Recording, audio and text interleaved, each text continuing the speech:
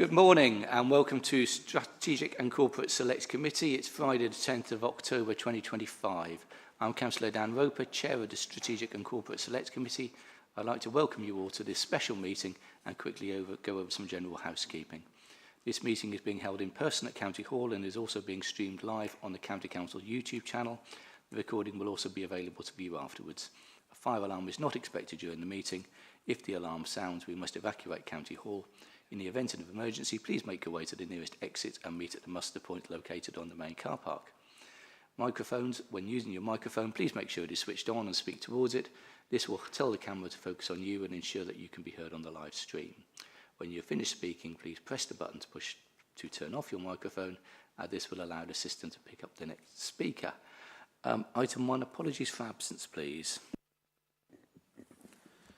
Thank you, Chair. We have apologies today from Councillor Ben Price and Councillor Alexandra Kemp, who was due to be substituted today by Councillor Maxine Webb. However, Councillor Webb has also sent her apologies. Councillor Jameson, as a Deputy Leader of Council, was also due to be here, but he has also sent his apologies. Thank you. Thank you for those. Item 2 is the minutes. Can we approve the minutes, please, of Wednesday, the 17th of September 2025. Thank you, everybody. And Monday, the 22nd of September 2025. Thank you very much. Item 3 is updates from Chair. There are no updates. Item 4, declarations of interest. Any declarations in the room, councillors? I can see none. Item 5 is public question time. We have no public questions. Item 6 is local member questions. There are no local member questions, which takes us then to our main event, which is number 7, Norfolk and Suffolk devolution, where the Select Committee is being asked to undertake formal pre-scrutiny of the proposals to consent to the establishment of a Norfolk and Suffolk combined county authority and to provide feedback on the content and make recommendations to Cabinet.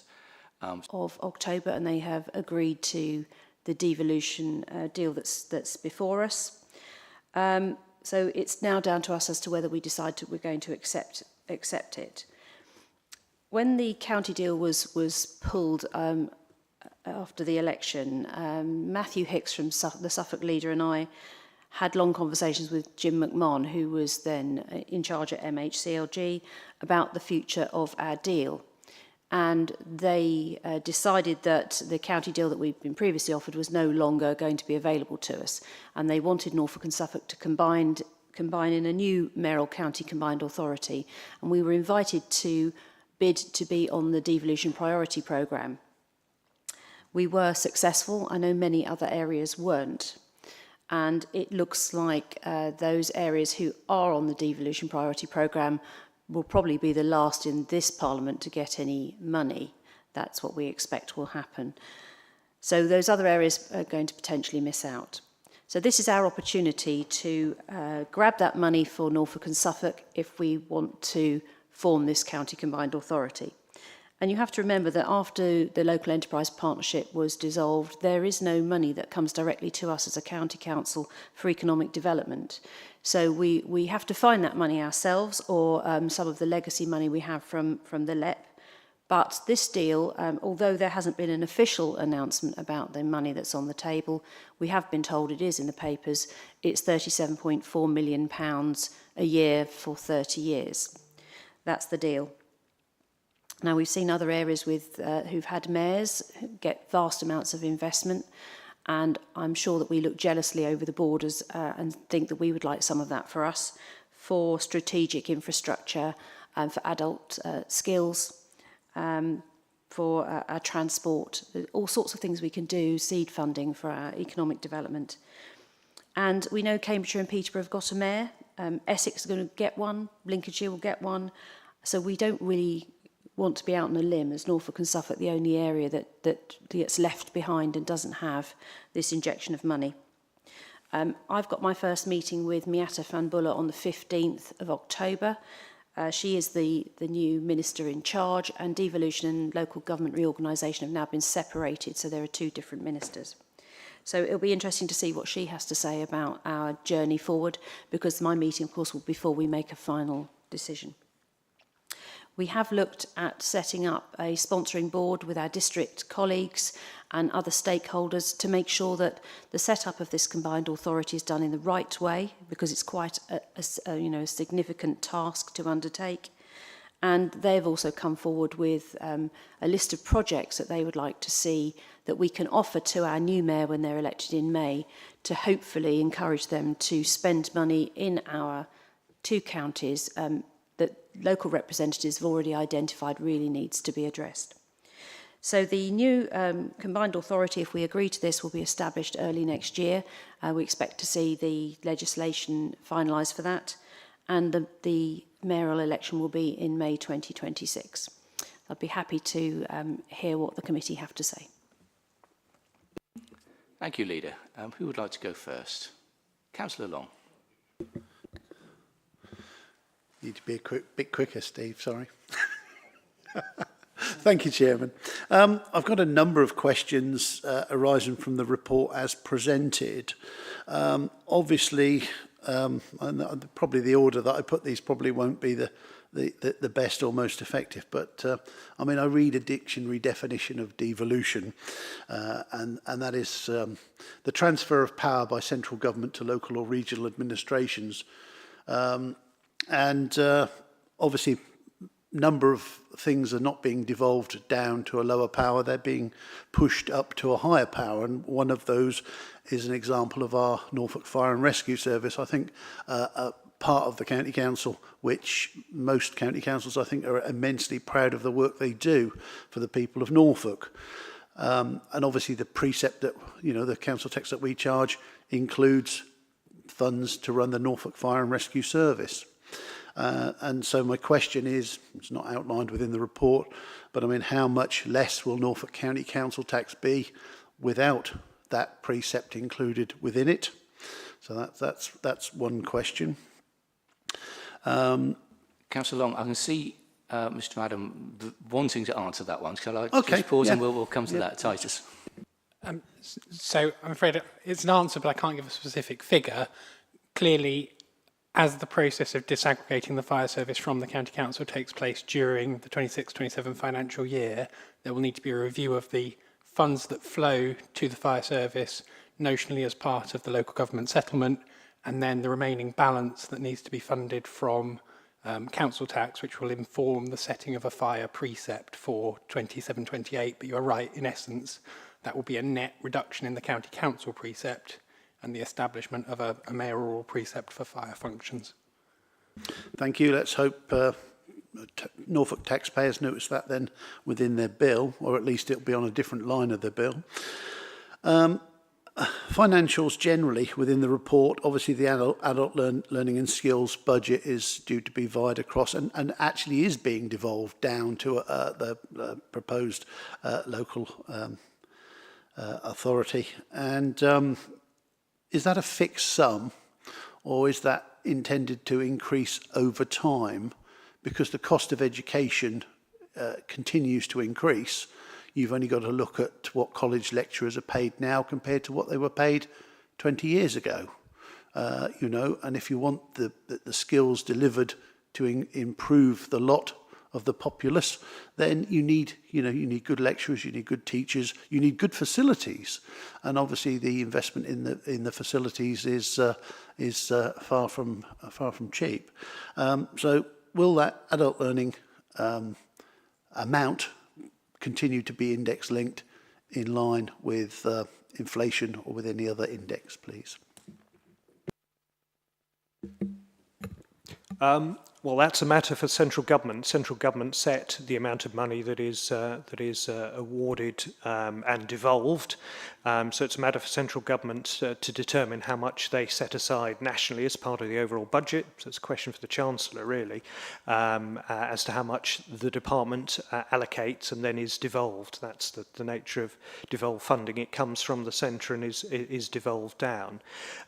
What I would say in answer to your question, devolving the adult skills budget gives us the flexibility to decide how it's spent. We do not have that at the moment. The aim is then to add other funding streams to create a single pot, which gives us greater flexibility within that.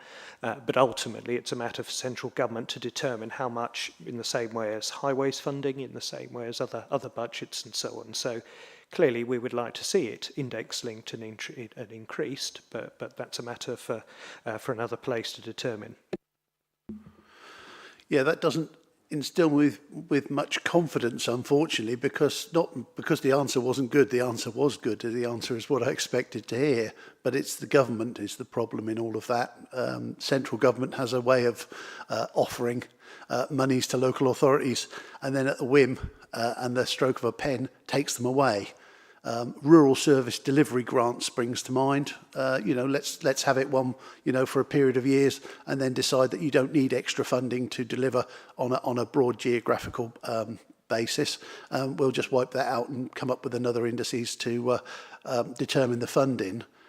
And of course, if you've then committed to running courses in terms of adult education, you're then left carrying the can on what might be an ever decreasing value of in money, and that won't help improve the learning and drive the economy of Norfolk. So very concerned that we may be putting ourselves in a position where that could be an ongoing and ever increasing problem. My next question, Chairman, if I may, and that'll be the final one from me, is regarding the scrutiny, not just of the police, because currently the Police and Crime Commissioner has a particular panel. I chair it for scrutiny of how her plan operates and how she operates in Norfolk. Again, not being devolved, but moved up to a higher authority, going from one for Norfolk to one for Norfolk and Suffolk. Part of the armoury that the mayor will have will be responsibility for policing, and that scrutiny function then doesn't sit within what we've been told about. In fact, I don't see the mention of scrutiny particularly within the report that's coming to us. Presumably there will be scrutiny of the mayoral combined authority, and that will include scrutinising the performance of the policing function within Norfolk and Suffolk, but doesn't outline it explicitly, so I would like some reassurance that there will be scrutiny. After all, you can't have an executive model without a balancing scrutiny arrangement. Thank you, Councillor Long. So in terms of scrutiny, particularly of the police functions, the Police and Crime Panel will continue. In terms of the general scrutiny arrangements through the County Combined Authority, there's a framework set out by government that includes anything from internal scrutiny committees like the Audit Committee. There are expectations for the Mayor to produce an annual report, for example, and therefore there is also the opportunity for public questions through meetings as we would have in our own forums as well. So there is a set out scrutiny and governance function. You may remember under the county deal, we also had a local assurance framework. There will be an equivalent framework for the County Combined Authority, and that will outline, for example, its approach to transparency, publication, things like that. To just come back, that's helpful to know, because I think residents will want the assurance to know that whoever gets in the new office doesn't just do what the heck they want without scrutiny happening. How will the scrutiny function be? How will it be made up? Where will those doing the scrutiny come from? From in year one from the county council, or will they come from and then subsequently from the unitary council or councils that come afterwards? Because I think it's important that people with experience of scrutiny will be there to scrutinise what is, after all, an overarching, bigger, potentially more powerful body. Dragging in buddies of the newly elected mayor to be on the scrutiny panel just to tick a box doesn't cut it for me. Thank you. I'm going to ask the monitoring officer to take us on a scrutiny journey through the steps ahead. My favourite thing, a scrutiny journey. So you're quite right, Councillor. They're made up out of the constituent councils in the first instance. So clearly, as you say, you've got to have that balancing feature of a scrutiny committee. It is a clear requirement that all MCCAs must have at least one scrutiny committee. And obviously, I think most have started with one scrutiny committee, but as time moves on and as functions get added in, obviously you can see that potentially there may be more required. They can have constituent members sitting on them, and the ones that have stood up now do have members of those constituent councils sitting on them. Obviously, they can't be the executive members, just like now, so they're normally a sort of politically balanced type model away from that. But also, some have district members sat on them with interests in scrutiny, and some have other individuals as well, so people who sort of have a role in kind of public organisations. But it's for the board itself to determine the scrutiny committee. It's not a matter for the mayor, so the mayor cannot make that decision. Similarly, audit and governance type committees, they have one too, again, constituent councils, but then also, you know, independent persons are a bit of a feature on MCCA type audit committees, and so again they must be put there by the board. It's not a single mayoral decision. Thank you. We'll move on to Councillor Morphew. Councillor Morphew. Thank you, Chair. I'm delighted that Councillor Long got in first because he asked the scrutiny question, which saves me the need to do that. I've got 2 or 3 questions, but as a preamble, I mean, this is clearly something Norfolk needs, and is the expected improvement on the county deal that was previously on the table. I think we can spend a lot of time on how and why we got here, but better we actually use our time on getting the future right. But let me say, this is not just about the money. It really is about the power, the vision, and how we fulfil our potential. And it's been a number of years coming, and hopefully we're finally at the point where we've got a deal that's worth actually supporting. I was talking to a senior business person yesterday who said that investors are reluctant to invest in Norfolk because we have a reputation for saying no. We are the no folk. We need to be the yes folk, but that doesn't mean just letting everything rip. The Mayor and the MCCA provides a new authority that provides opportunity to develop a plan and powers to join up the parts, build the jigsaw, and work with investors and our communities. The story Norfolk should be telling is strong and is full of potential. So my proposal, or my issues today, are not with the proposals as such. They are more about process and governance and relate to the report. I'd just like to raise the question of the delegation in the Cabinet report, because it talks about delegation to the leader and the chief executive and the monitoring officer to do a whole raft of stuff around setting up the combined authority. And I'm not quite sure what that amounts to. I'd like more details of it. But what I'd also like to make sure is that we know how we will find out what those decisions are that are being made on a delegated basis. Yes, I absolutely understand there's going to need to be some delegation because there's going to be an awful lot of detail and an awful lot of stuff to be done. I would like to know how they're going to be recorded and published, and as the monitoring officer, I've alerted her to it. I've been referring back to an article that she referred to me in Labour Lawyer on the 25th of June by Jeff Wild about recording and publication of the decisions made under delegation by officers. And so I'd quite like to know how we are going to record those so that everybody can have a look at them. Shall I continue, or do you want me to take them? I think that's a big enough question that we have a pause, actually, and get an answer to that one, Steve. Thank you very much. And, you know, it's always fantastic when members read the articles that I send them. So thank you, Councillor Morphew. The decision-making will be recorded in the usual ways. So clearly, if there is...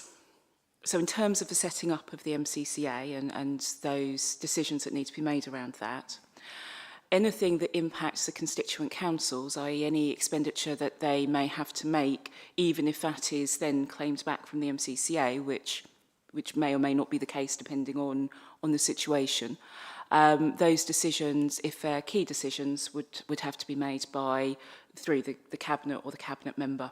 And so they, again, will be recorded. So anything that affects constituent councils, normal decision-making rules apply. In terms of any decision-making around the MCCA and any decisions for it, decisions can't be made for it really until it's in place.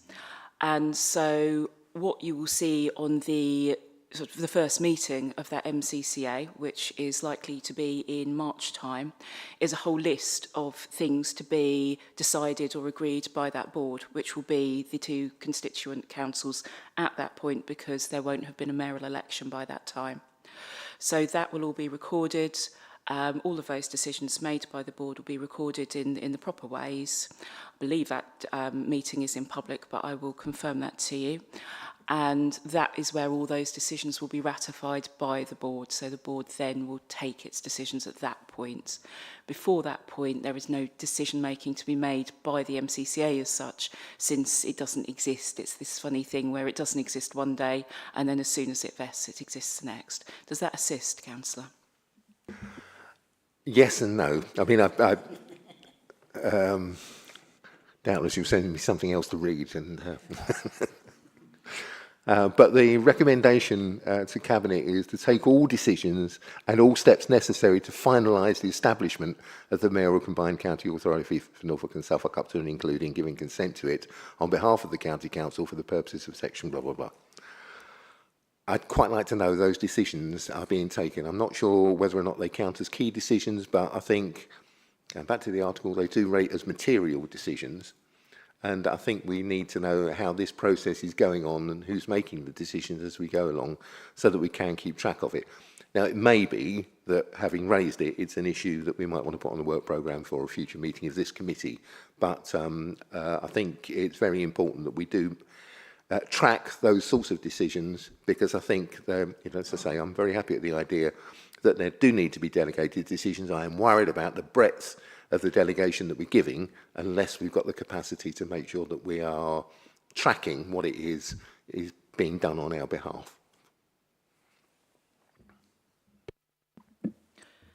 Thank you. So the decision up to consent, so there's a piece in the law that states that constituent councils must consent to an MCCA being created, because obviously they're going to be a part of it. So each constituent, it's Friday, each constituent council must give its consent to the overall being created. So in this instance, what we have been told, what we'll be putting to the executive is, do you consent to that broadly? But what we've been asked to do by MHCLG is to be ready to be able to give consent from a delegated officer doing so. And they've asked that that be the Chief Executive Officer, which is understandable. So my understanding is that what will occur is that the executive may or may not make the decision, because obviously that's still a decision for them to give consent in respect of the MCCA and being a constituent council thereof. But that is a broad consent, and then clearly there may be small changes to statutory instruments in between, but those would only ever be really small technical changes.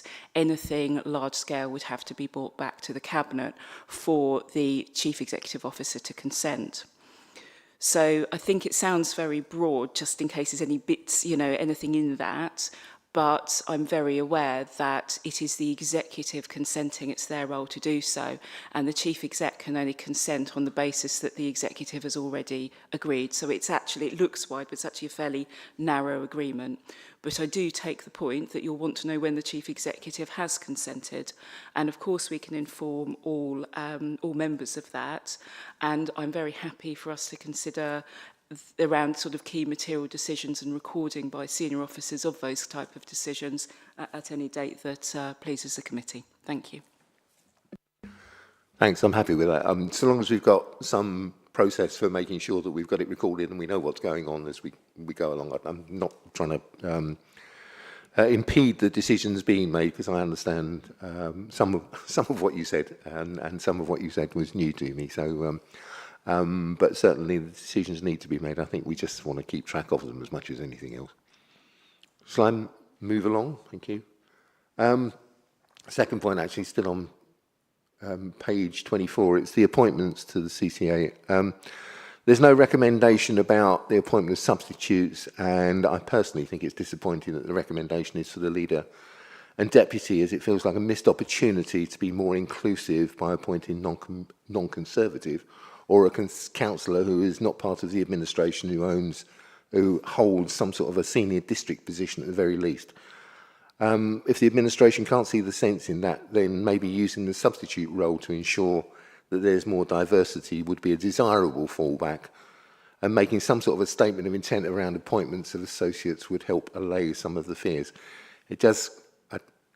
I understand we need to have senior members of this council there, but because we are in a transitionary phase until we get the new mayor and the structure of local government reorganisation in place, and it does look like we're going to have some sort of local government reorganisation, then it does feel that if we just hold it as something that the existing top-tier authority and the existing administration keeps control of as constituent appointees, then it's not sending out the kind of message that perhaps we would want to give.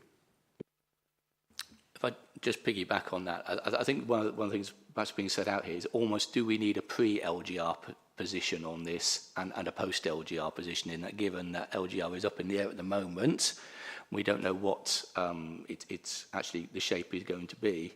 Therefore, perhaps, is where you're coming from, Councillor Morphy, that perhaps we need to reflect that in a greater diversity of membership at that point. Exactly that. And there will be a post-LGR, whatever it is, because there will be different new councils that will be appointing. So it's how do we get from here to the point of LGR, and what's the best make-up to try and make sure that we are appearing to be inclusive. Yes, Chairman. We are going to have an interim position, there's no doubt about that, because firstly, we don't have a mayor in place yet.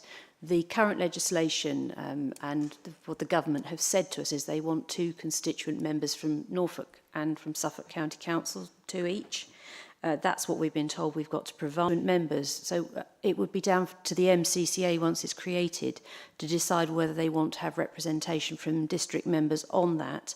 And of course, after LGR, all bets are off, because it would be whatever unitary councils are in existence at that point, and who the constituent members then will be from those unitary authorities. So it's a bit clunky at the moment, but it is what it is, doing what we're being told we should do. And I think that, considering that we do have a Conservative administration here at Norfolk County Council, and quite a large administration as well, I think it's only right that in the initial stages it should be the leader and deputy leader who are those 2 constituent members, and Suffolk are mirroring that. Thank you. As I said, I think that's disappointing and a mistake. What about substitutes? I'm not sure what the law actually says on substitutes, to be perfectly honest. So there are, sorry, Chair. So there is a process for nominating substitutes by name. We haven't gone through that process yet. Well, in that case, perhaps it was could be a useful, at least comment, if not recommendation, from this committee that in considering the appointment of substitutes, and I think Cabinet should be doing it at the meeting when they make the decision, then they might look to consider more diverse approach to it than just keeping it for the administration, because I think we do know that post LGR, whatever else happens, then we will be in the run-up to it, we've got a diverse set of districts that will be coming together with the county council in some form or another, and it would seem to be appropriate that we do at least reflect the broad sweep of what's going on in Norfolk. But certainly the substitutes, I think, is the key area.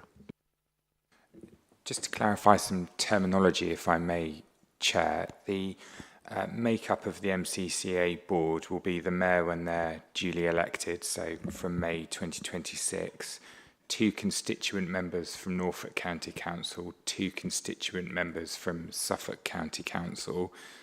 By definition, districts cannot be constituent members.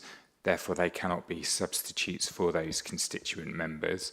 The MCCA board will have the opportunity to consider non-constituent and associate members that as a default do not have voting rights on the board. They could be drawn from district councils or they could be drawn from other bodies. The difference is typically a non-constituent member represents an organisation, an associate member might be a particular person with a particular skill. So in terms of substitutes for the constituent members, they would be drawn from the respective constituent councils. Sorry, I wasn't suggesting they couldn't be. They need to be, but we do have a range of options within our existing county council setup. And what would also be helpful is some sort of a statement of intent around the associates and districts. I appreciate it's for the MCCA to decide, but if we know who our Norfolk constituent members are going to be, then actually having a statement of intent from them would be quite helpful, and I think it would also be helpful to know whether or not the default of non-voting positions for the associates is going to stay the default, or whether the option for making them voting members, which I think would be an eminently sensible thing to do, at least until we get to LGR, would be brought into play. I suppose on that, again, where you're coming from, Councillor Murphy, is whether at this stage the Cabinet should form a view on kind of the fine details as to how it treats substitutes and to whether it has a view on how it will contribute to discussions at the MCCA on who and how it appoints those associate and non-voting members. Is that where you're coming from on that? Yes, absolutely. I mean, if we are, and it looks like we are, going to have the leader and deputy leader as our nominees on the CCA when it gets set up, whether or not we agree with that, if that's what it's going to happen, then I think knowing how they're going to take this forward from our perspective around the substitutes and around the associate members and around the voting rights of the associate members and therefore the involvement of districts and others is something that we are entitled, very keen to know about. I mean, we've been keen to make sure that our district colleagues have been involved in this process all the way through, because we recognise that the way that the legislation is and the way this is set up doesn't help them to feel like they're involved and have any decision-making powers, because they don't under the current situation. So we have been keen to keep them on board. They sit on the sponsoring board now. We've got representatives from districts in both Norfolk and Suffolk on that sponsoring board. Speaking to the leader of Suffolk, we're also keen to involve them in some of the other processes that we have to go through in setting up the MCCA. We are not going to be excluding those key stakeholders from that. In terms of substitutes, I think when we're setting up the MCCA, it's going to be very key that we have people sitting around the table who understand and are involved in the process. But on the other hand, we don't want to be trying to tie the hands of the mayor, because when the mayor gets in May, they may have a different point of view. So we're just the, if you like, we're holding the baby for the mayor for when they arrive, and trying to set things up in the most flexible way and give them the most options, so that the MCCA is actually going to be a good functioning organisation as soon as that mayor is in place. So it's a question of how far do you go? And we've looked at examples across the country of how other authorities have been set up, and we're trying to take best practice. Some have not done very much, and the mayor doesn't even have a desk on day one, and some have gone the other extreme and have got hundreds of staff. We're trying to find the way through, and I'm sure we won't get everything right, but hopefully by involving our district colleagues and by having these sort of conversations, we can get this MCCA up and running so it can start doing good work as soon as possible. Thank you for that answer. With a lot of the things we're discussing today, it almost feels like we're going to have another conversation at some point in the future, isn't it? And it's going to be when that is. And I think at the next meeting we'll be considering our forward plan. There is a glaring hole in March at the moment on the forward plan. It seemed that might be an ample opportunity to return to all of these types of areas and fine details. But anyway, back to you, Councillor Morphew. Thank you. I'm not sure the leader answered many of the questions. It sounds to me like involving the districts at this stage in those sorts of things, they're likely to get excluded when we get to the point where the CCA is actually set up, albeit for however long a period. But I think the involvement would be helpful. Hopefully we can come back to that at some point, but I've made the points around that. I've got one more point to make, and that's around the funding pots and pipelines. Where is the pipeline, and when will we be advised on what's in it so that we can discuss those priorities, and what are the funding pots being proposed?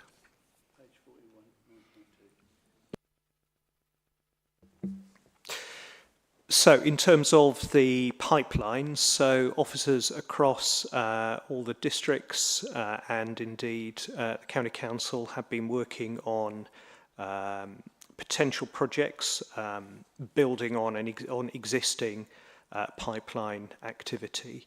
That's been shared with and indeed discussed by leaders in all of the authorities. We're obviously in a position where we're developing a pipeline for an authority that may or may not exist, so we can't preempt any decisions to proceed or not, but we're working on that pipeline. In terms of sharing that pipeline, the individual authorities have we need a position where individual authorities feel comfortable with putting their, in a sense, work in progress into the public domain. There's obviously a lot of commercial sensitivities around the information contained in projects that areas are working on. So we're working through that so we can publish a timeline. The second point is that we're obviously pipelines had been developed in parallel in Norfolk and in Suffolk, so there's work underway to bring together with Suffolk colleagues the same process so that we can have a joint pipeline. I don't think the pipeline itself will ever be made fully public because it's a work in progress. But certainly the projects that are going forward for funding consideration would of course be made public. In terms of the fund itself, again, we're working with Suffolk colleagues on sort of early planning of the fund, working with government officials to ensure that the criteria, the governance are in line with the national framework that government's produced, and indeed in line with the local assurance framework that we will need to agree with government. And as the Monarch officer has previously said, that will be signed off at the first meeting of the combined authority. So we're working on different funding options as well. Again, all of this is in preparation for the new body, the combined authority, which will be the decision-making body in all of this. So the pipeline and projects and so on that we considered by the combined authority will be made public when that body comes into existence.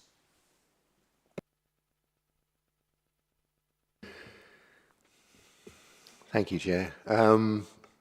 Yeah, I think that was the answer that I was expecting. But again, if we're going to inspire people to get behind this and to understand what's going on and the potential and to be ambitious, to have a vision, to work out and think about how we spend £1 billion over 30 years working in concert with new colleagues in Suffolk and spend £30-odd million to leverage a whole pile of other money in to fulfil our potential, actually saying, no, we can't tell you what's going on, is not really a great place to start. I think we ought to find some way of making sure that we can tell people at least what we can tell them.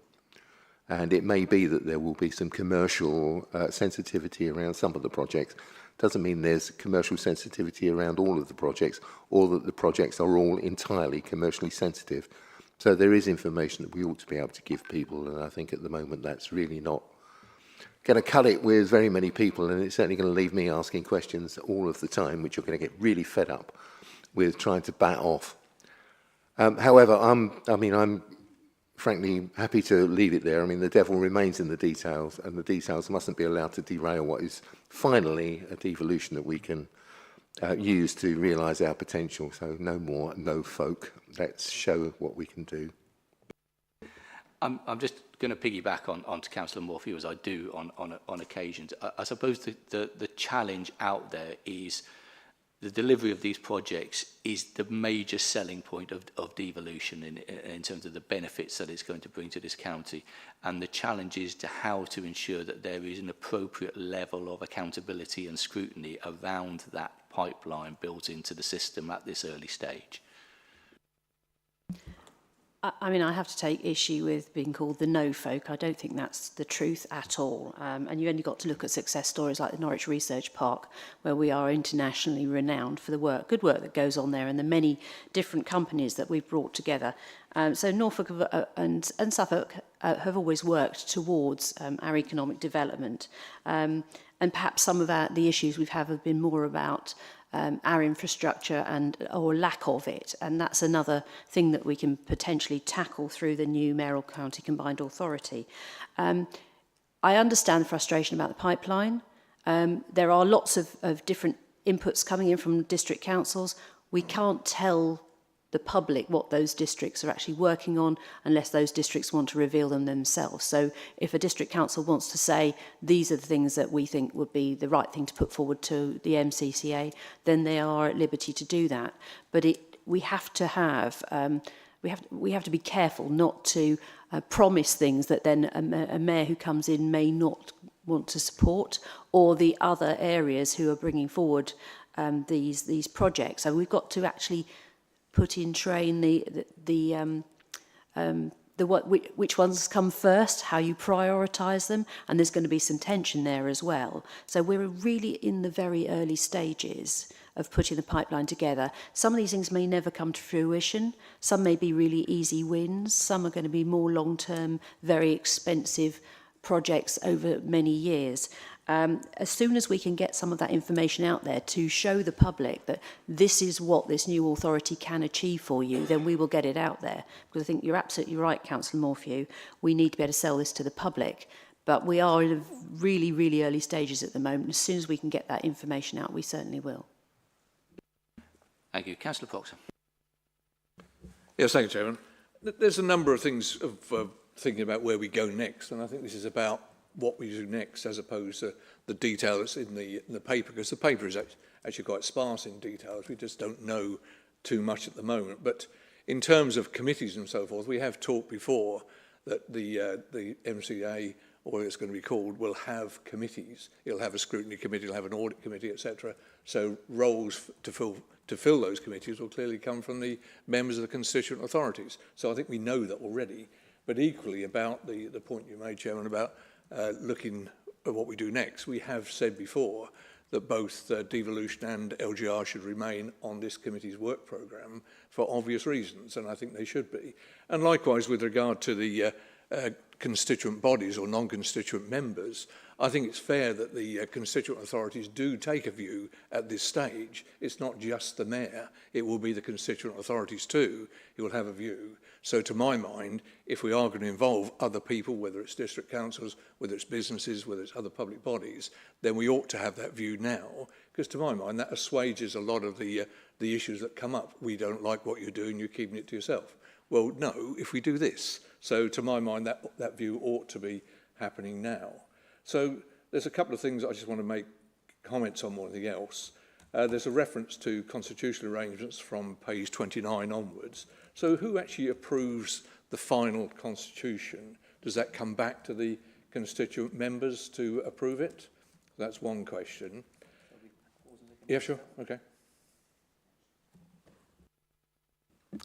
Thank you. So the Constitution, currently drafting a Constitution, I mean sort of putting together the technical bits of it, that will be shown to the constituent councils through the sponsoring board, so they will get to consider it there. But obviously they can't approve it for the organisation. It is one of those things that must be approved on day one of the organisation at that inaugural board meeting, is they must put in place a constitution. Thank you. Well, there may or may not be questions about that in the future, but we'll have to see. The other big issue, of course, is the setup costs. Setting up an establishment like this is a brand new body, but there's some learning we can have, I'm sure, from other combined authorities across the country. This is not the first one, so I'm sure we can learn from those. But I think the 2 points that need to be borne in mind is, first of all, the resources, the financial resources will have to go in. I know there's the capacity funding, was it £1 million a year between the two counties for 4 years. That's not going to go very far when you bear in mind what needs to go in. I think the sooner we get the establishment plan together, the better it's going to be. It's only a few months from now until March to get all these things done. In terms of the spatial development strategy, which is referred to on page 34, there will have to be some sort of linkage, but equally there'll be impact on local plans. I've raised this point before, but I think it's a point that needs to be made, really, to make sure that we've got that in mind. The other points really are around the governance structure. So obviously there'll be big changes in the future. So at the moment we're looking at this being a sort of a transitional period between May 2026 and whenever LGR, if it happens, kick it in. So that this is a transitional period. So there will be some sort of impact. But the thing that's sort of come up, and I think it's been mentioned already, is the communications plan. And the more we communicate to people what's actually happening, so this doesn't become a sort of an anorak job where you're just purely looking at it from the council's point of view, this has got to be put out much, much wider. As when you look at those consultation responses, was it 2,966 people responded, and all of those either disagreed or strongly disagreed with all the questions. So surely we must get a proper communications plan in place post the 16th of October, really to make sure that we tell people, A, what's going on, and B, what the benefits are. It's really around the same sort of things we talked about with LGR, of sell the benefits. If we don't do those sort of things, the scepticism comes back into place to say, oh, you're just keeping it to yourselves, you're not telling us. Somebody somewhere has got to own the Commons plan. It's not for the mayor, it's for us. And we need to own that Commons plan prior to the elections in May 2026. I think that's all I can really cover at this stage on my list, Chairman. Thank you, Chair. If I pick up a few of those, do come back to me if there's anything I miss, Councillor Proctor. I think in terms of the establishment, you're right, we're learning from other organisations. The leader referenced that balance between too small a resource to make the most of the opportunity, too large an organisation that feels a kind of bureaucratic, cumbersome organisation proportionate to its stage in development. So we are looking at that, and our priority is to establish an organisation that can function effectively and make the most of the opportunities for Norfolk and Suffolk as quickly as possible. We've done that through speaking with, meeting with, comparing ourselves to other established MCCA areas.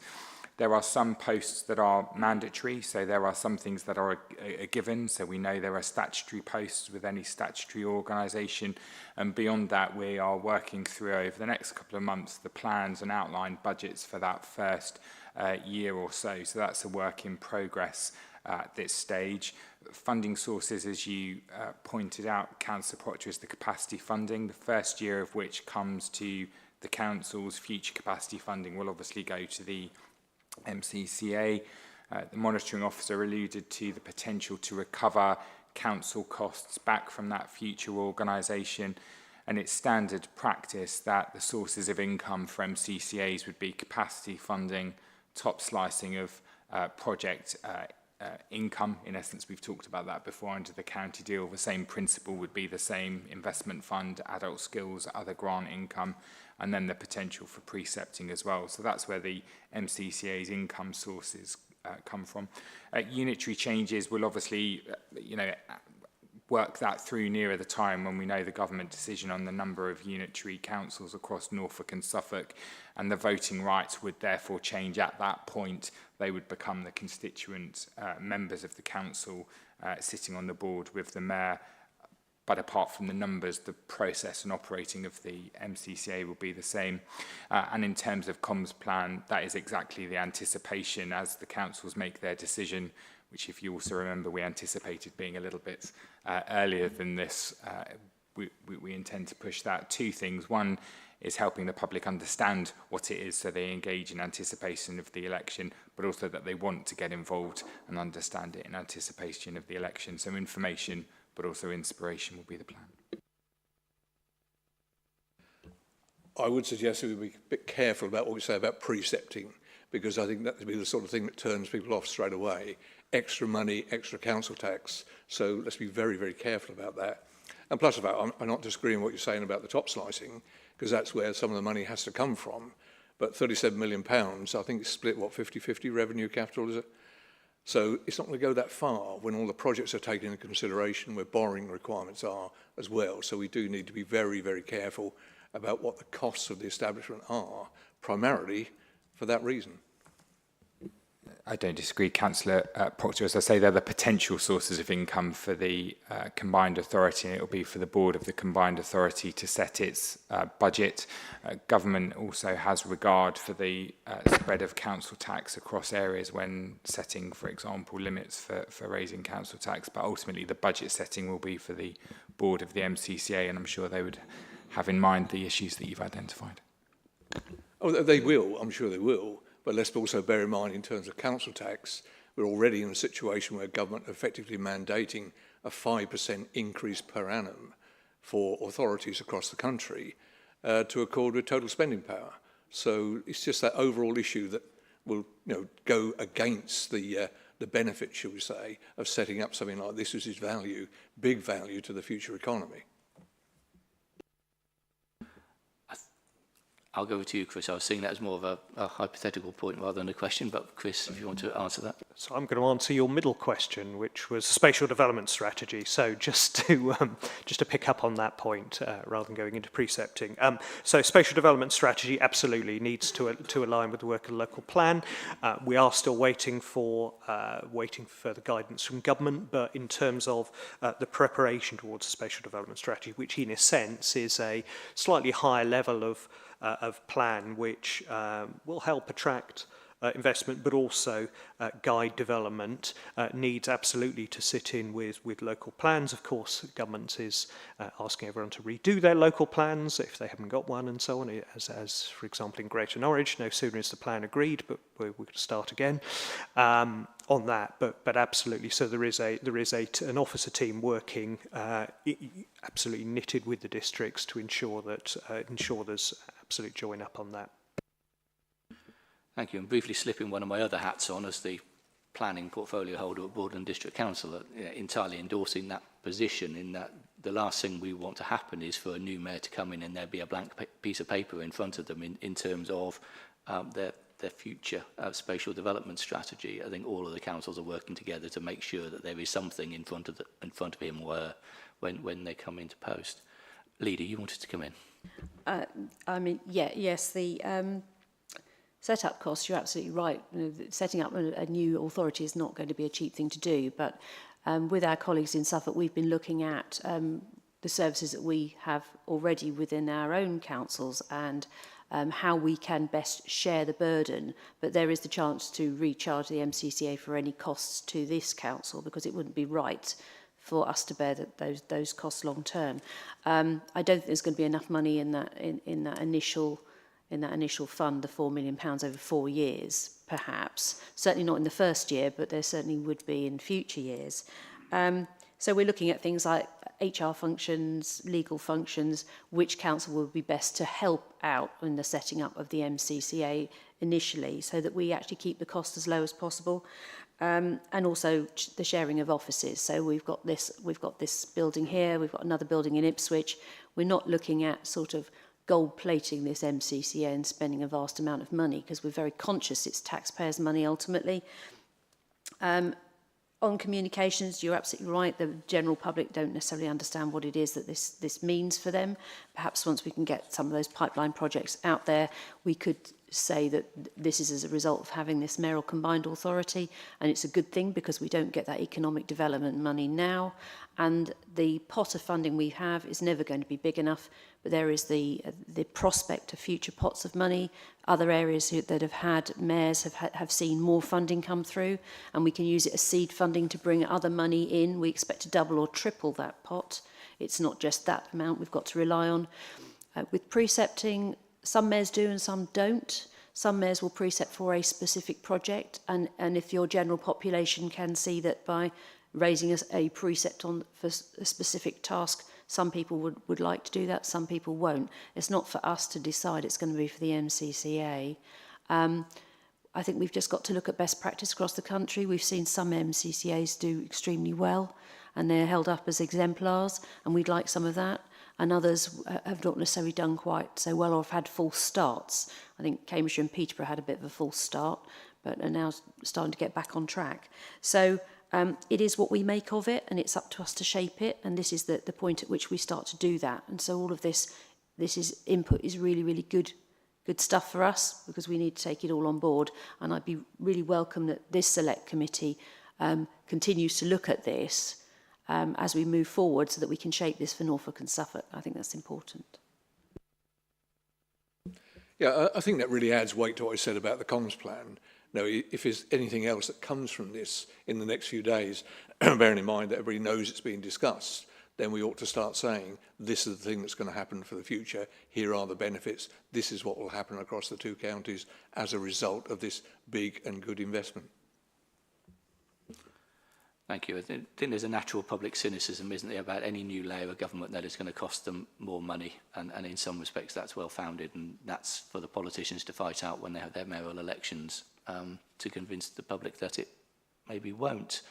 I think one of the tests of the comms plan as it comes forward will be how many people turn out next May to elect this new mayor, and the last place we want to be is the sort of turnouts we had for the initial Police and Crime Commissioner elections, which were really absolutely on the floor, weren't they? I'd cite that as a rhetorical point. I've got Councillor Long, then Councillor Banbridge. Yeah, thank you, Chairman. The last of my points that I didn't go down the route of, I was expecting Steve to come in on, because previously he'd had quite a lot to say about the sort of quantum of what these deals were like. And obviously page 37, 5.1 introduces in the report the 37.4 million per annum over 30 years.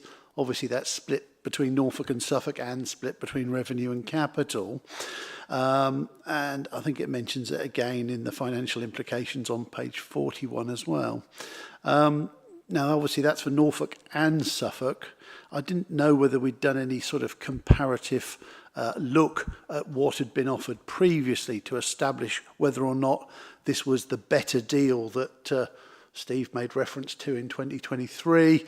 The now Lord Bellingham made reference to in 2016. In fact, that was going to come along in short term, according to as was Sir Henry at the time.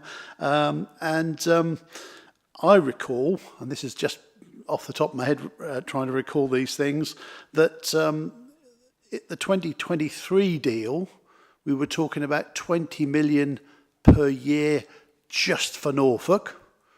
But obviously between now and then we had, 1 year there inflation hit nearly 10%, didn't it? And then obviously back in 2016, that was, I think, Norfolk, Suffolk, Cambridge originally, and then went down to just Norfolk and Suffolk. But again, 20 million springs to mind, and £100 million for investment in housing in Norfolk centred on Norwich and obviously King's Lynn, Great Yarmouth. And I just wondered if any number crunching had been done to see whether this deal was really as good. Because in my mind, that 100 million up front for housing, it's better to have 100 million in the bank and do something with it than wait, for the next 3, 4, 5, 6 years worth of the capital share out of 37.4 to start to deliver on some of those things. So is the deal as good? I mean, the question that was always being put before was, but is there a better deal to be done? Doesn't sound like there is a better deal to be done. It sounds more like extra flannel from government, if you ask me. But have we actually number crunched it? Do we know that it's financially as better than what we've had previously? I'm going to invite the leader to give a view, but I'm not going to invite any debate over the topic. Leader. Yes, well, it depends on how you view it as to whether you think it's a better deal or not. The total pot between Norfolk and Suffolk is slightly bigger per annum. It's £1.4 million per annum bigger. However, we are 12 months later.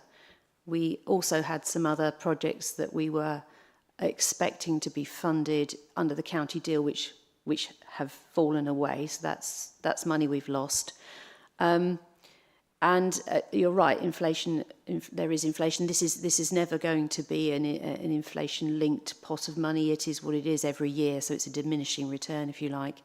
I think we did try and do some number crunching. It's quite difficult because the information to actually get out exactly how much per head it is better than last time, and I think it works out around about 20p per person per year. So if you can think of something you want to spend your 20p on, you can use the toilets at the Loddon Staith for 20p, but you'll only be able to go once a year. So if you think that's an improvement, well, that's an improvement. That's one way of looking at it. Another way of looking at it is if we'd had the deals that we've been offered previously, we'd be in a much better place than we are now. What we have to decide going forward is this a good enough deal to take it? And what is the alternative? And I suspect the alternative is nothing at all. So on that basis, should we go forward or shouldn't we? And that's the decision that the executive will make on the 16th. Thank you, Leader. I think it's kind of outside the remit of this committee to debate the relative merits of historic deals or not. And as the Leader has said, the question which we're advising Cabinet on is about the decision about this deal which is on the table at the moment. So, Councillor Long, you wish to come back? All I wish to say, Chair, is while I read this agenda listening to another Brian Ferry, the album was Another Time, Another Place. Actually, probably another time and another place, we should have had that deal in 2016.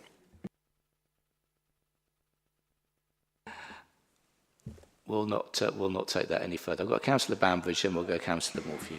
Thank you, Chairman. The White Paper states that there's a decline in the trust of local politics, and you've alluded to that in a way, Chairman, and I'm not sure that this will ever improve that. Fingers crossed it does. But the document also says about fairness in funding, and when I talk to local people, my residents, they say, oh, well, all this extra money will go to Norwich. And the document says that policy can be tailored to local decisions, and devolution gives communities a say in decisions that affect them. How can I reassure the residents that I speak to that this will happen and that there will be a fairness in funding across the county? Thank you. It will be down to the constituent members to have that fight, I suspect, over where the money goes. That's why we've tried to involve our district councils as much as possible to come forward with a pipeline of projects. We're not going to stick all the money in one place. I think that would be wrong. And as we've got 2 members from Norfolk, 2 members from Suffolk and the Mayor, that's a conversation to be had. But this mayor is for Norfolk and Suffolk, and the money has got to be shared out.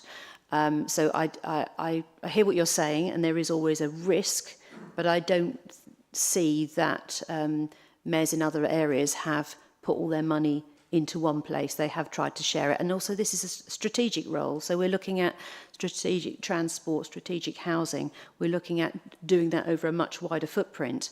And we will be scrutinised by government. So if we are found to have done the right thing after 18 months, there's the possibility of more power and more funding. And that's probably an even bigger prize. So that should help focus the minds of those constituent members to make sure that the funding is fair and that all areas benefit and that both counties get something out of this. And it's for the economic development of our region, not just for urban areas. Yeah, before I answer Councillor Bainbridge, I wanted to come back because I feel I disappointed Councillor Morphew with my earlier answer on the pipeline. Part of the reason the pipeline's not being made public at this stage is in a sense to respond to Councillor Bainbridge's point. We need to ensure that what we're putting forward has a solid basis in evidence and is not just based on who shouts loudest for projects they want and so on. So to ensure that it is properly properly distributed or to projects. That means the pipeline takes time to build. Therefore, you publish it at any point, it's an incomplete list because we're still working with teams across our districts and indeed working with the voluntary sector, with the private sector, with the education sector to build that and so on. But to give a taste of the sorts of things, coming to Councillor Proctor's comment about what are the sorts of things, we're looking at skills projects that can improve life chances of people in some of our most deprived areas. We're thinking about infrastructure projects to connect our communities. We're thinking of business support projects to help our businesses and young people start up in business. So those are the sorts of things that are coming through the pipeline. The precise projects will come out in time. In terms of how do we ensure local representation? I think it's really important to think about the mayor. Well, firstly, the mayor is elected by everyone, so they will be very visible in terms of they will stand and fail on what they do. I think the second piece is also that the mayoral county combined authority will work with local authorities in partnership with local authorities in local areas. The purpose of a combined authority is precisely that it brings together our local authorities, our districts, as is now, and indeed working with more community-led projects. So it's very much or should be seen as a partnership that this sort of big organisation or small organisation that convenes, brings partners together, and then works in local areas. So I think it's a two-way piece of how do our local members and so on work with the combined authority to ensure that authority represents and is able to work in tune with what they want to do in their particular community. Thank you. I just want to say that it's because of voting. People are now being made aware of a mayoral election next year, and this is why the questions are being raised. But thank you. Thank you. I'll go to Councillor Morphew. Thank you. And just almost building on some of those things, I mean, I think it's really important that we remember that everybody in Norfolk and Suffolk is going to get a vote. So they're going to be able to vote for whoever they want and whatever manifesto they come up with. And I think inevitably those manifestos are going to be discussing some of the things that will be around the pipeline and investment and what the priorities are. And actually, I think from our point of view now, in terms of informing and generating some sort of debate amongst the wider population, introducing some of those things to give people a chance to chew them over and have some thought about them, I think we're going to need to trust people in Norfolk and Suffolk to get their heads around some of this, because it's going to be really significant, and there will be choices to be made, and there will be timetables to be pursued, and we won't be able to do it all at once, and we will have to stage things, and some things won't go ahead for whatever reason. So I think this is a different horizon, a different platform, a different spatial view of politics and the way we get things done, which we're going to need to introduce people into and give them a chance to get used to debating within this political space. And I think the sooner we start on that, the better, given the constraints that we've got. And I've just these snipey bits over the corner here from Councillor Long. He's not going to get away with that. I mean, one of the key points was that actually, whilst there was this promise of £20 million, when it turned out there was no money in the government budget to actually fund it. So this is actually funded money for one, and it's in the budget. And secondly, it's not just about the money, it is about the powers, it is about the vision, it is about giving us a seat at the top table. And actually, that's probably worth more in the long term. But if you have a look at the report and the money which is going to be made available for things like housing through Homes England, and they're talking about making sure that we get the relationships built so that we get our fair share, the key bit is about building the relationships and getting this new authority to build relationships within government investors, international investors, business investors, all sorts of people. And it's about that relationship building which we can start laying the grounds to enable whoever finishes up as the mayor of being able to make progress quickly. We are going to be in competition with other mayoral authorities and other areas. We always are going to be for funding. So the sooner we get our stall out there and we start campaigning on it, collectively as well as politically for our own individual priorities, then the better job we'll do for Norfolk. Leader? I mean, we don't even know who some of the candidates are yet, do we? And we can't put words in their mouths. This is a wish list from the districts and from the county about the sort of projects we think a good mayor of Norfolk and Suffolk might want to get their teeth into. It's an offer. And I'm sure that working with the mayor once they're elected, they will see that they can have some easy wins, and they'll also be taking the people in those areas along with them, because these are the things that those people have come forward with. But we've got to be careful not to preempt what the manifestos are going to be for those candidates. There is and the government have mandated that there will be a booklet that comes out that will go to every household, and each mayoral candidate will be able to set their stall out in that alongside their normal sort of canvassing. So there's an opportunity for you to be able to compare all the candidates in one place when that happens, but we're some way off that yet. And I'm really, really pleased that what was a Conservative initiative to have mayors and to have this sort of setup has now been adopted by the Labour government, and that they're not going to forget Norfolk and Suffolk, because they have put us on the devolution priority programme. And whether we think that this deal is better or not, we've got the opportunity to grab it or to not grab it. That's down to us. Thank you. Are there any other questions from committee members? I don't see any, in which case I'll do some summing up as to where we are then. So we're being asked to do pre-scrutiny today of the proposal to consent to the establishment of a Norfolk and Suffolk Combined Authority and provide feedback on the content and any recommendations to Cabinet. I think from the tone of committee today, as far as the decision which Cabinet is making, we've kind of moved beyond that, I think, haven't we? In that many of the questions are kind of assuming that Cabinet will make the decision. I don't actually hear any particular opposition or anybody coming up that there are any game stoppers in the questions that they're raising to Cabinet making its decision next Thursday. But in terms of what we have been looking at today, there have been questions about the financials and the index linking of those, and wanting some assurance really that we're not going to be saddled with more cost in the future than actually we're being funded for, because that index linking isn't taking place. Unfortunately, that's always going to be a question with successive governments as to how they're going to fund local structures in local governments. We've discussed a lot today about scrutiny functions and accountability on different levels. Firstly, it was around Councillor Long's point around the police, and we've had some assurance that the police and crime panels will continue regardless of the structure of local government reform as that takes place. But then there was that wider point about scrutiny and accountability of the positions which the MCCA is going to take. And I think where perhaps we can say there are decisions which are being made in the political sphere, and we know that.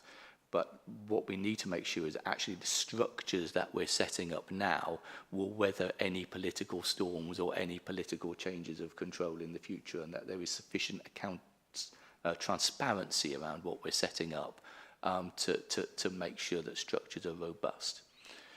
We had a question about whether or not Cabinet should form a view at this stage around substitutes and non-voting positions as far as the board is concerned. That's one which Cabinet will consider, or it may not. There is that broader point around the pipeline, and it's one of those difficult areas. As we've said, the pipeline is the main cell of devolution, but for various reasons we can't say what the pipeline is going to be at the moment. And again, that then goes into the political sphere as to what the candidates want to prioritise as far as their pipeline is concerned. But ensuring accountability and scrutiny over what submissions this council is making at this stage to the MCCA is perhaps something which the Cabinet might want to consider. There's questions around which Councillor Proctor raised around the setup costs, and I think we would want assurance that we are taking as much learning as possible from other combined authorities in terms of when we are setting up these structures. and we'll end, as it were, on a point which was raised by both the leader and Councillor Morphew around when we do have a pipeline, we will be competing with other areas for funding. And I think it's important that we have as much unity as possible, as far as politicians can unite, around making sure that Norfolk actually is at the front of the queue for things and not further back. Is there anything, councillors, which you think I've missed in that summing up? The comms plan, thank you very much indeed.